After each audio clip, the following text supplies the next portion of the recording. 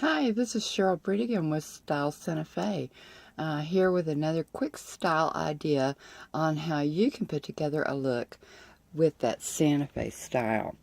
And I want to show you this outfit. This is a little top that I took and I altered.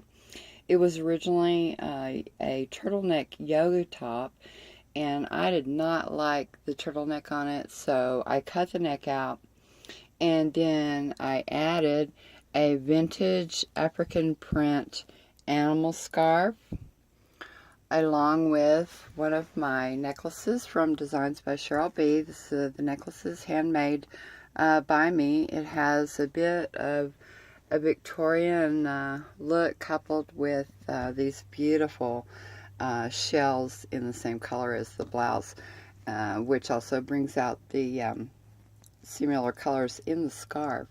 So you can do this yourself, or you can find this ensemble available in my shop. Thanks for joining me. It's another quick style tip from Style Santa Fe.